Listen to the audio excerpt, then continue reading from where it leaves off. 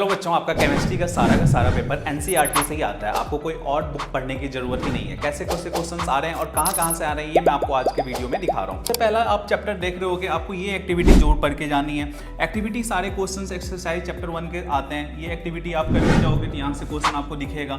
इस बार आपको 2025 में यहाँ से क्वेश्चन आया हुआ था कि जिंक ग्रैनुअल्स है और डाइल्यूट सल्फ्यूरिक एसिड के साथ रिएक्ट कर रहा है, मतलब जिंक H2SO4 के साथ रिएक्ट करेगा तो हमें क्या देगा, जिंक सल्फेट अलग देगा और साथ में हाइड्रोजन गैस अलग देगा।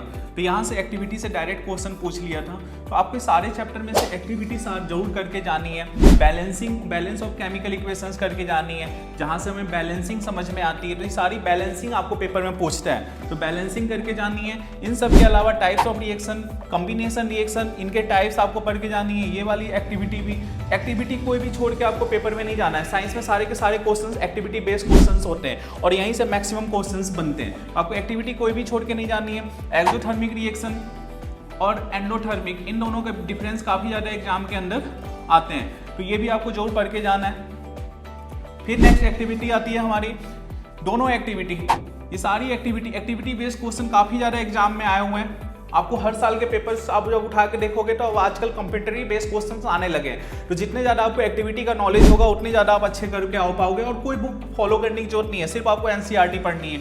ये सारी एक्टिविटी, जितनी भी एक्टिविटी आपको पढ़ के जानी है डिटेल में। मैं एक एक एक्टिविटी को आपको पेपर में यूट्यूब पे डिटेल में आपको समझाऊंगा। तो वहाँ से भी आपको ये वाली भी इस बार आई हुई थी 2025 के पेपर में। आयरन आर्टिकल्स जो है डिफ्यूज होता है कॉपर सल्फेट के साथ तो क्या देता है, तो ये भी रिएक्शन हमसे डायरेक्ट पेपर में पूछ लिया हुआ था। तो आपको सारी एक्टिविटी करके जानी है पेपर के अंदर। जब भी आप पेपर में जाओगे तो एक्टिविटी जरूर करके जाना, ठीक है। तो एनसीईआरटी से सारी यदि एक्टिविटी आप करके जाते हो तो 100% आप अच्छे क्वेश्चंस करके आओगे। तो चैप्टर फर्स्ट के सारे इंपॉर्टेंट एक्टिविटी थे जो आपको पढ़ के जाना है।